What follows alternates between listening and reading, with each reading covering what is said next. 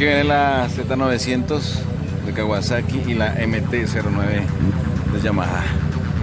Estamos esperando y ya estamos grabando con la GoPro también. Ya vienen.